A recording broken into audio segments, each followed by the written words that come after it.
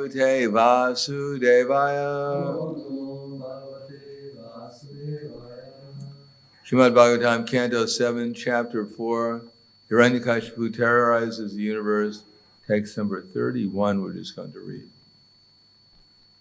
Brahmanyakshila Sampana Satya Sando Ditendriya Atmavat Sarabhutanam Ekapriya Suritama Brahmyak Shila Sampana Satya Sando Ditandriyaha Atmavat Sarabhutanam Ekapriya Suritamaha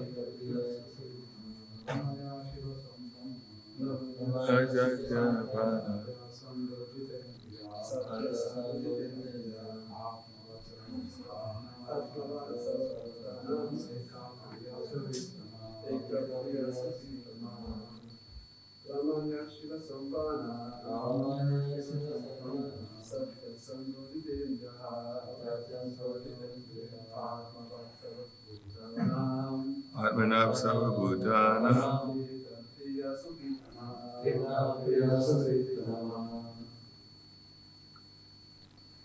Dhamma.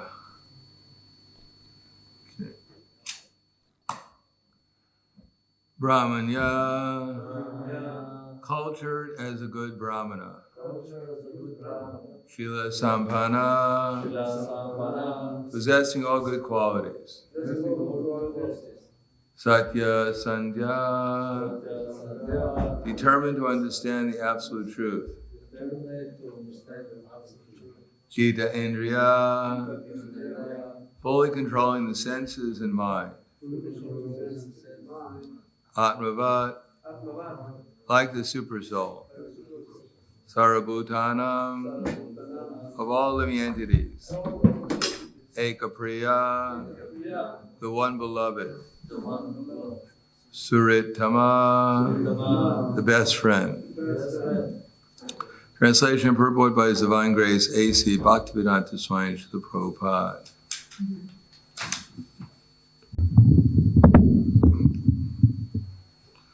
Qualities of Maharaj Prahlad, the son of Hiranyakashipu, described herewith. He was completely cultured as a qualified Brahmin, having good character and being determined to understand the absolute truth. He had full control of his senses and mind. Like the super soul, he was kind to every living entity and was the best friend of everyone. To respectable persons, he acted exactly like a menial servant. To the poor, he was like a father. To his equals, he was attached like a sympathetic brother. And he considered his teachers, spiritual masters, and elder god brothers to be as good as the Supreme Personality of Godhead. He was completely free from unnatural pride that might have arisen from his good education, riches, beauty, aristocracy, and so on. Purport. These are some of the qualifications of a Vaishnava. A Vaishnava is automatically a Brahmana because a Vaishnava has all the good qualities of a Brahmana. Samadama tapaso cham shantirarjavam evacha yanavigyanam astikyam brahma karma sabhavajam. Peacefulness, full control, self-control, austerity, purity, tolerance, honesty, wisdom, knowledge, and religiousness are the qualities by which the Brahmanas work. These qualities are manifest in the body of a Vaishnava. Therefore, a perfect Vaishnava is also a perfect Brahmana, as indicated here by the words Brahmanyak Shila Sampana. A Vaishnava is always determined to understand the absolute truth, and to understand the absolute truth, one needs to have full control over his senses and mind. Prahlad Maharaj possessed all these qualities. A Vaishnava is always a well-wisher to everyone. The Goswamis, for example, are described in this way. Dhira dhira jana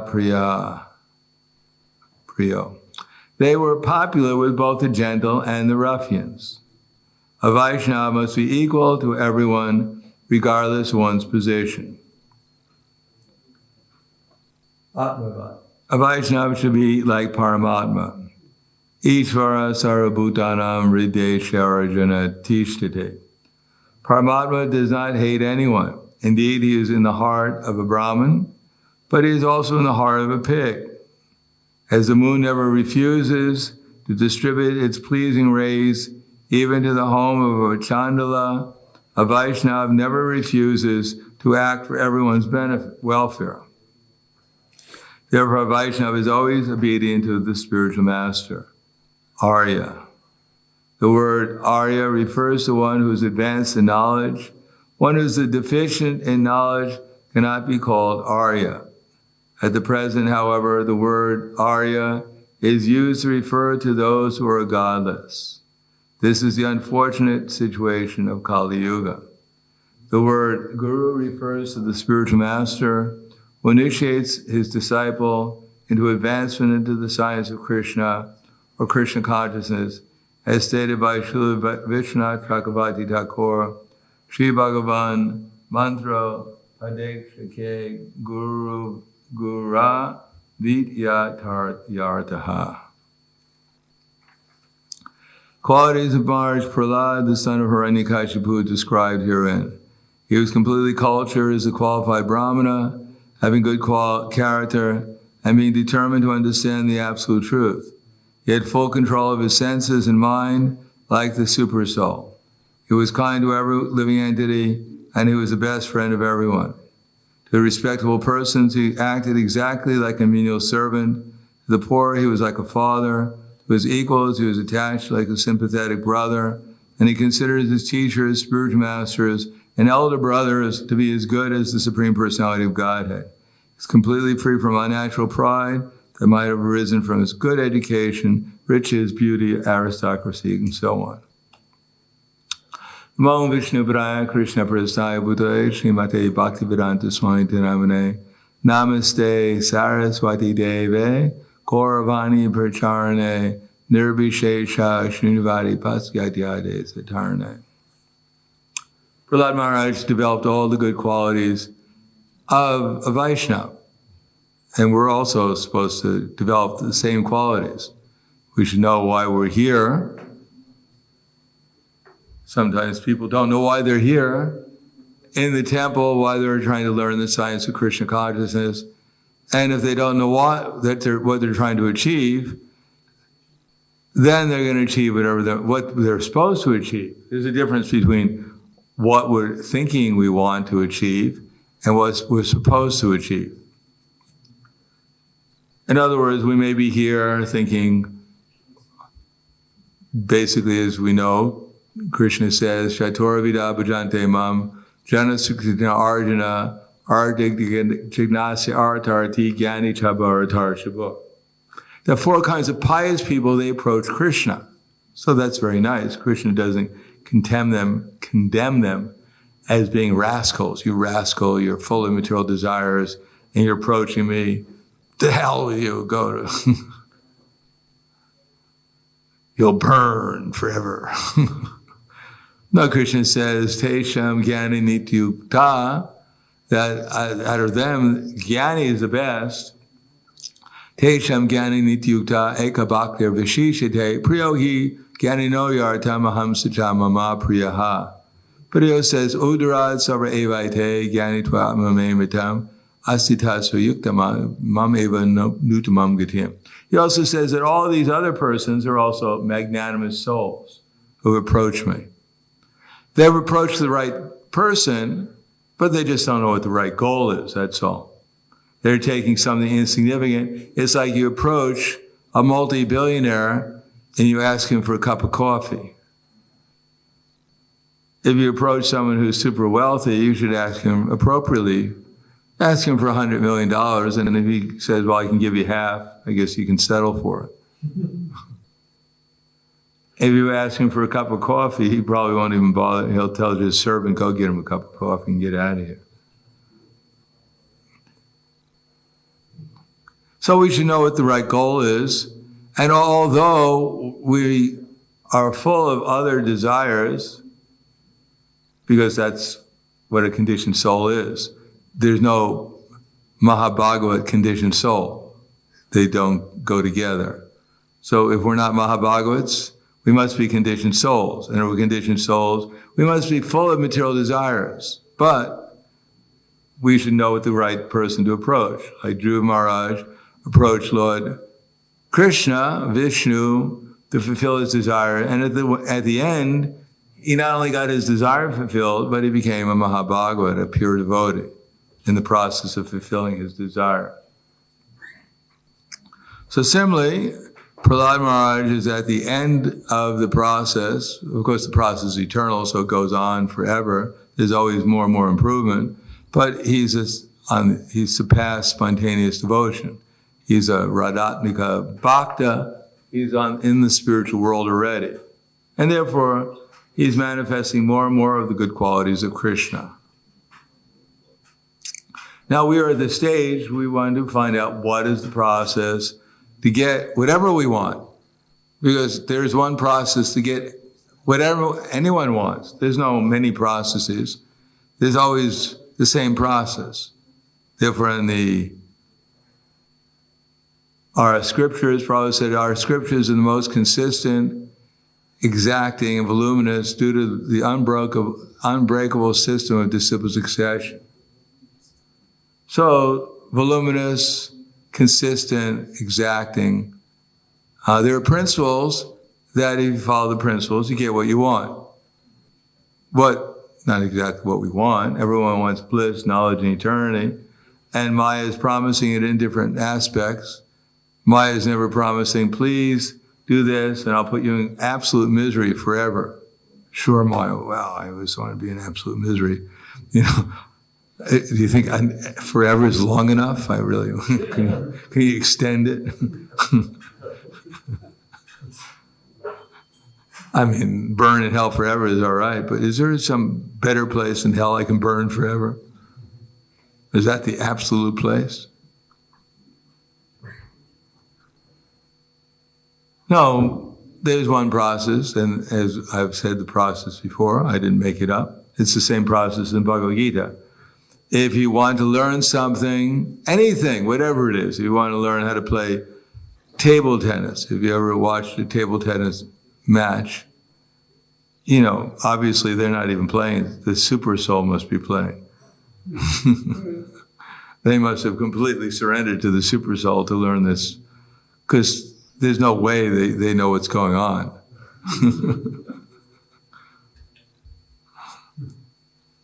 So if we want to learn something like that, there's a process of doing it. You learn from someone who knows how to do it, first of all.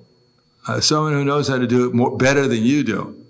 You can't generally learn, if you start out to learn something, you don't learn from someone who knows worse than you are. You don't go anywhere.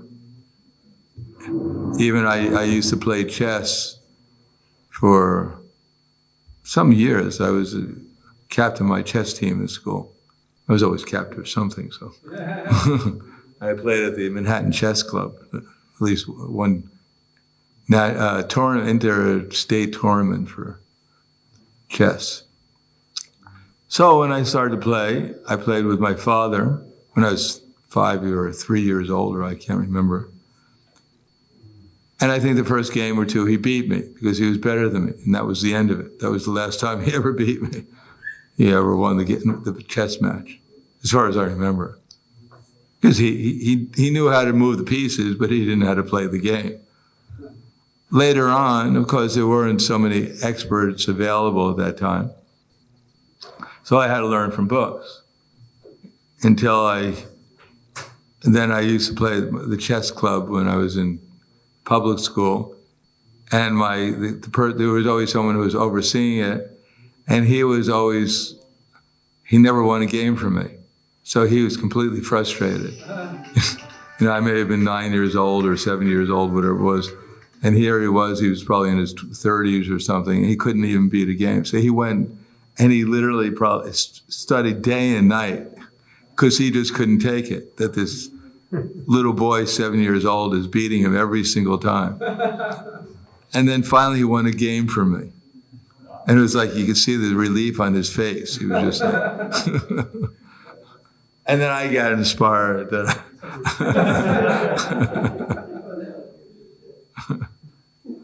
So you have to, there has to be some inspiration. If you win every time, it means you're playing against people who don't know anything. And unless you're really super expert, you're learning from people who don't know anything. They know something, everyone knows something. But you generally learn from people who are better than you are. So you get the theoretical knowledge, but then you have to understand the principles. So understanding the principles is the perspective. How, why? What is what makes this work in the broad? What are the priorities? What are the priorities and what are the details that go into that? So that's called perspective.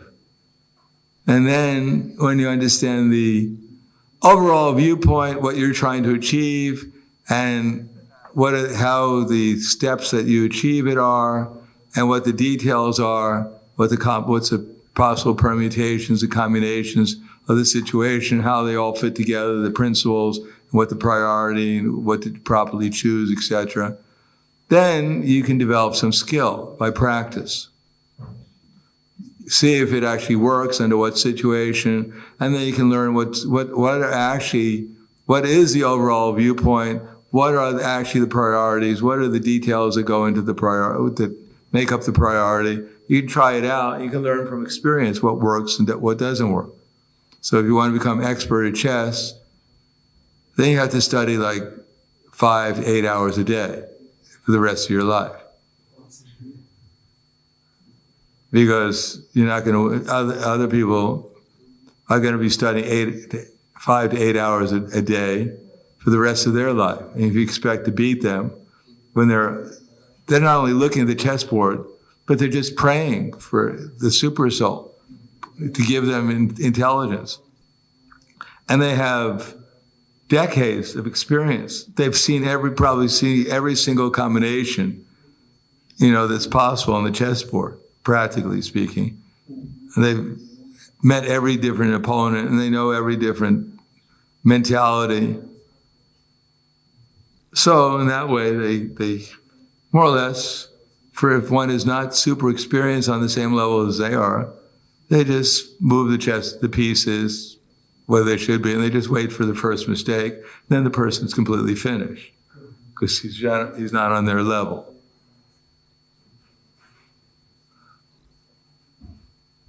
They used to do I remember I was reading about the history of chess players. If you wanted to win in chess play, and it was really a close match, what they do is they would be smoking a cigar, and then they blow the smoke into the person's face, just to confuse them. So it looks like a very passive game, but I can assure you when you're playing in a tournament, it's war. They want to kill you. And if they could blow smoke in your face, they do that. They could take sand and throw it in your eyes. They do that too. So you have to be super expert. That's called skill. Then when you actually practice, and you have to have some conviction. And conviction can only come about when you have some kind of memory. If you can't remember what you did in the past, you can't have any conviction whatsoever. Because there's nothing to have conviction about.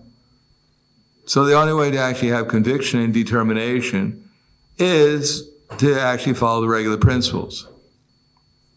Without following the regular principles, one's intelligence, one's memory goes out the window, and there's no question of having any conviction because you can't remember what you were convinced about. Even if you forget everything else, at least you know what the goal is, what you're convinced about. As Brother Bihari Prabhu told me, he went to see the elderly Puri Maharaj when he was over 100 years old. And he said, Puri Maharaj, it's me, Braj Bihari. And Puri Maharaj said, sorry, I can't remember anyone. I forgot everything. The only thing I can remember is Krishna. The only thing I've left is faith in Krishna. So if you're going to forget everything, don't forget Krishna. Then you're on the right track. Even if you say, I can't remember anything, but all I can do is remember Krishna, then you're sure to go back to Godhead. That's perfection. So skill from learning, hearing from the right people, from the right source, what to do. And in this particular case, Prahlad Maharaj learned how to control he heard about controlling the mind and senses. So that's not only what to do, but what's the right thing to do. In other words, you can do things very efficiently. You can learn so many things to do efficiently, but you have to find out what effective is. If we want to become effectively happy and peaceful and satisfied and enlightened, you have to find out what actually will work, what actually to do. And of course, why to do it, why to actually want to become happy and peaceful, etc., etc. It's not that everyone wants to become happy and peaceful, but they don't know, they're not really conscious of what they're trying to achieve. One time, the first class I heard Prabhupada give personally, directly, was in Buffalo in 1969 when he came to visit. And the first question he asked the devotees, he said, do you want to become happy? And none of the devotees knew the answer. So Prabhupada looked at them like he was looking at, there were only like 5 of us in the class. It was a Maha big temple with 5 devotees. And he was looking at us like, trying to figure out what species we came from. And he had to ask again. He said, don't you want to become happy? And everyone was looking at each other, no one had asked such a profound question before. We thought maybe it was a trick question. So then Prabhupada looked even more concerned. And then he asked for a third time, I guess in American baseball and as also in the Vedic culture, 3 strikes and you're out.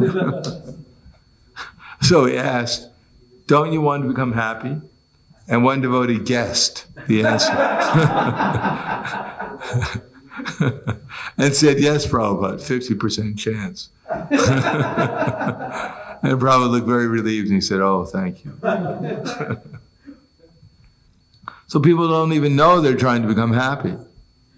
So they'll do things that makes them completely miserable, thinking that somehow or another they'll get the goal that way.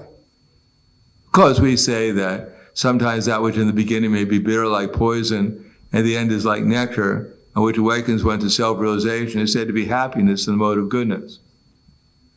So there are activities that may be bitter at the beginning, but at the end become like poison. That are bitter at the beginning and at the end are like nectar. There are things that are bitter at the beginning and bitter at the end too, like poison. That's in the mode of ignorance. But the mode of goodness, so what's the difference? If everyone wants to become happy, because people don't know what happiness is. People will put themselves into misery, go through 20 years of school, college, put themselves in debt, so they'll never be able to pay it in 3 lifetimes. All to get a degree, so that they can feel themselves superior to everyone. And they consider that happiness.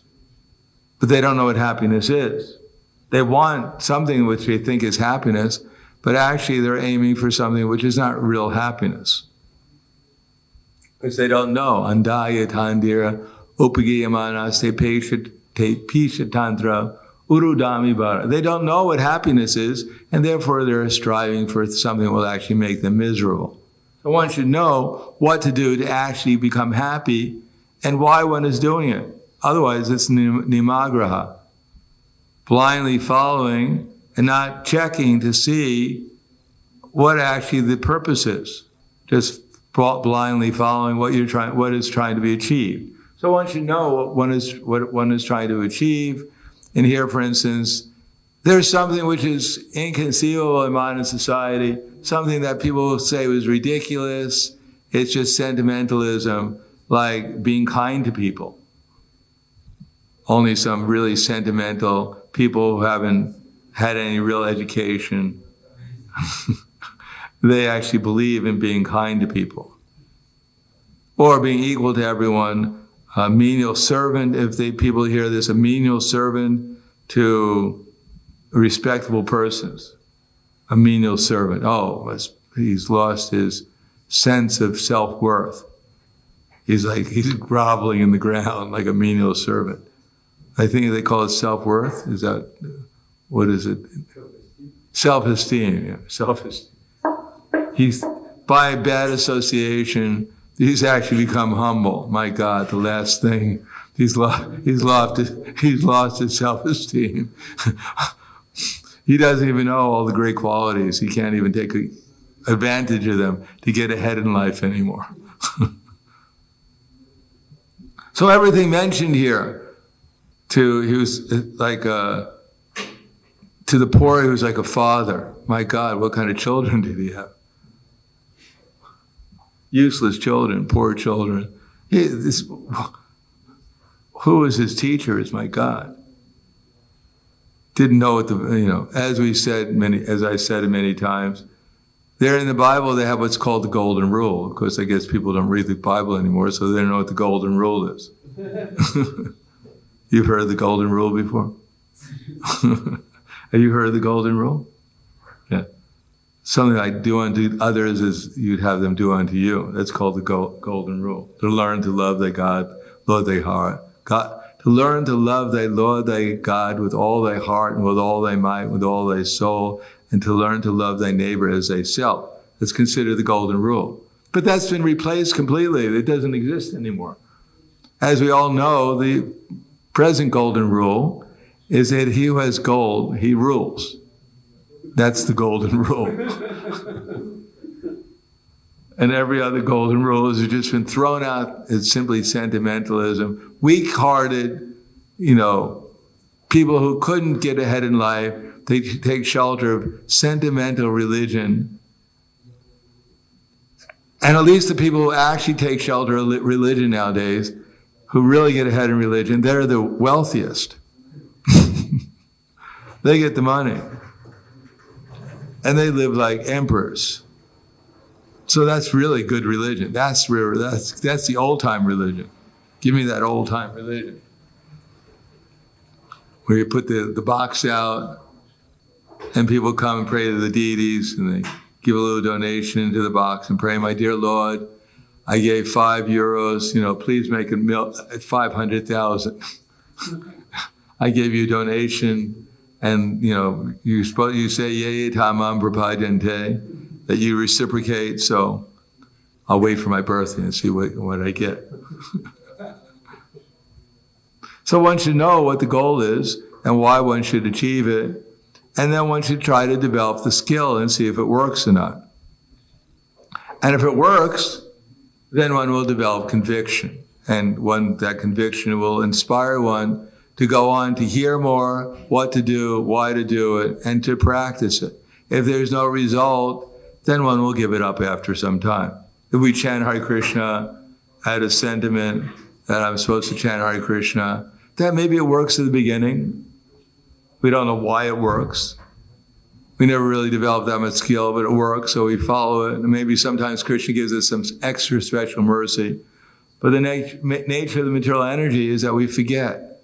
It becomes like a dream in the course of time. Some forgotten dream we had last night. So, unless we actually constantly try to understand what to do from the right source and see models of people who actually have more skill, who know what to do better than we do, who have a better perspective than we do, who are more expert at trying to achieve what's said, unless we have their association, we won't develop the conviction to sustain our progress from one level to the next, because it is one level to the next. We may become expert at what to do and do it mechanically for the rest of our lives. We may even get a perfect perspective We can tell everyone exactly what to do, and they'll all be convinced to do it, except for ourselves. And we may even just develop the skill doing it. We're doing it more expertly than everyone. We can tell everyone what to do, and we're completely skillful. We know how to win friends and influence people. So we become expert, and we have the conviction that I should do, I'm getting everything I want. This is called Taranga Rangini in our literature. You become better than everyone in what to do. You have a better perspective on everyone, why to do it. You become more skillful in doing it. And you're completely convinced, and you can tell everyone with conviction they should also do it, but you never develop the character of a pure devotee. You never develop, as what says here at the end, that Prahlad Maharaj, he was free from unnatural pride. He never thought himself the doer. He thought himself to be simply the servant of Krishna's servants. So therefore, when he developed that attitude of menial servant, or as Prabhupada writes in the Bhagavad Gita, the secret of advancement in spiritual satisfaction of the self-realized soul is the secret of advancement in spiritual life. One should accept the spiritual master as a menial servant and serve him without false prestige. Satisfaction of the self-realized spiritual master is the secret of advancement in spiritual life. So without that, it is said in the Nectar Ishupanishad, it becomes like a jewel on the head of a serpent. One becomes like Ramaharshan, learned, convincing, expert in so many different ways, but didn't develop the character of a pure devotee, didn't develop humility, and therefore he even offended the Supreme Personality of Godhead, being so proud of all the other qualities he had, not realizing there were gifts from Krishna. So when Krishna came, he didn't realize that this is the person who's given him all those gifts, all the benedictions, and therefore he disrespected him. And as soon as that happens, it doesn't matter who one is finished. Indra, he's sitting on the throne, Brihaspati comes in, and he neglects Brihaspati, his spiritual master. Brihaspati says, all right, I'm not needed here, no problem. And he leaves. And then Indra said, oh my God, I just made a mistake. Oh my Krishna. And he searches everywhere for Brihaspati, and Brihaspati doesn't appear. Brihaspati knows what's going to happen. And the demons come because they respected Sukracharya. And the demigods all became weak because the head demigod disrespected his spiritual master, and they got conquered by the demons. They were so proud and puffed up. We're the demigods. We have Vishnu on our side, but Vishnu wasn't on their side when they disrespected their spiritual master. He was more favorable to the demons, at least for that time, in terms of what Indra was so proud of, his material wealth and position. So Krishna utilized the demons to take away his wealth and his position, so he could hide in a lotus flower for some time. So Krishna will even leave, to teach his devotees lessons, he'll use the demons. And to teach the demons lessons, he uses the devotees. But our lesson is not to learn from the demons how to become a demon. Our purpose is to help the demons become devotees. And we shouldn't put ourselves in a position where the demons have to inspire us to become devotees. That would not be very valuable. So I'll stop there. Thank you. Any questions? Comments?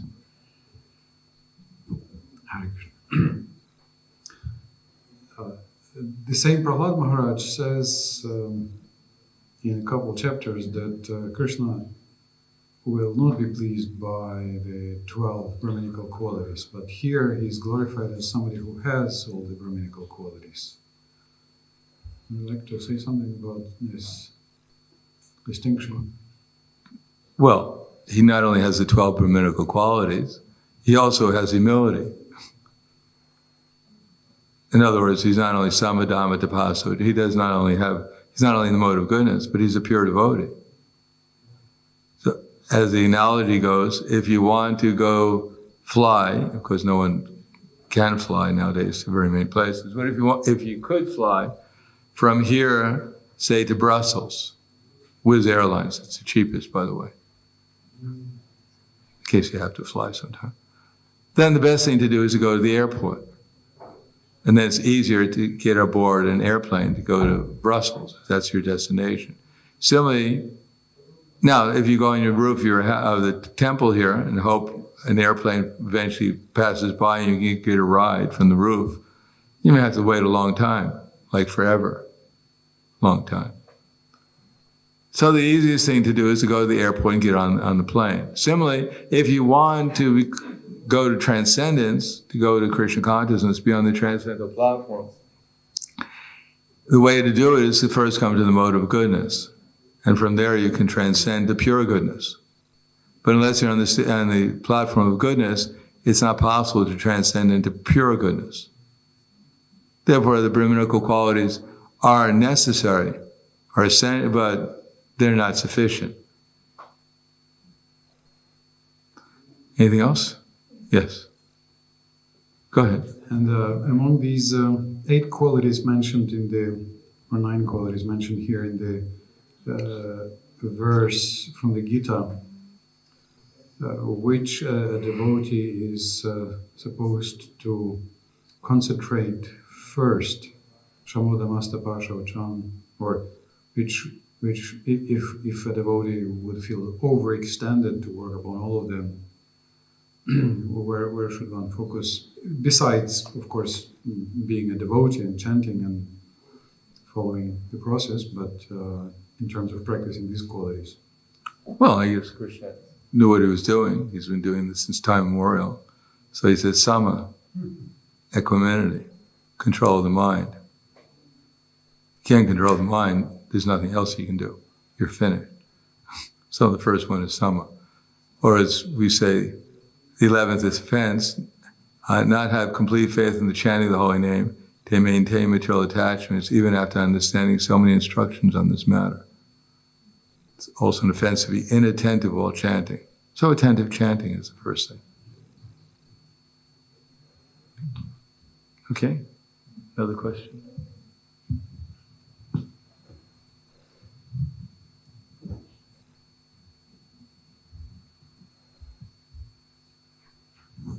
Hare Krishna, thank you, Maharaj. My question is, if first you get Brahminical initiation and then you develop Brahminical qualities, or you must already have Brahminical qualities and then you get the initiation? Well, you have to have the seed of, hopefully, our standard is you have to have the seed of Brahminical qualities. If you don't chant 16 rounds a day and follow the regular principle, 4 regular principles for a period of time, then there is no question of giving someone second initiation. It should be after some trial of actually chanting 16 rounds and following regular principles. And then there are other qualities that are generally included also, like you should know who Krishna is. You should know what is, well, generally it's Bhakti Shastri. Bhagavad Gita convinces that Krishna is the Supreme Personality of Godhead and that we're His servants. So that should be clear in one's activities. One has actually given up the false ego, which is supposed to be given up at the time of initiation, sufficiently that one will be determined to engage oneself in worshiping the deity. Now there's at least two types of deities we worship. One is the deity in the temple, the other is Lord Chaitanya Mahaprabhu, who is the deity for this age in terms of preaching. So one should be dedicated to those deities, the mission of Chaitanya Mahaprabhu and the deity in the temple, which is also part of Chaitanya Mahaprabhu's mission. That one is sufficiently given up, or is on the path of giving up one's false ego, that one is actually considering oneself to be Brahman, eternal servant of Krishna. Now one is still in the false ego concept of life, that I am this body, I'm just taking second initiation because I need some false prestige, because everyone else has a sacred thread or they chant the mantra, and I should also do it so people know who I really am. But that's not a very good qualification. But the goal should be to help us come to the platform, always remember Krishna and never forget him. And that's only possible when we're actually deeply thinking about Krishna and experiencing the ecstasy and love which comes from intense meditation on Krishna. Because Krishna is love and devotion and all the good qualities. And if our minds are fixed on him, then we'll develop those same qualities too. We'll wake up. So those qualities are dormant within us. They just have to be manifested by becoming conscious of him. And his devotees, of course. Thank you very much. Grantaraj Srimad Bhagavatam ki jai. Srila Prabhupada ki jai. Gaur Premanande.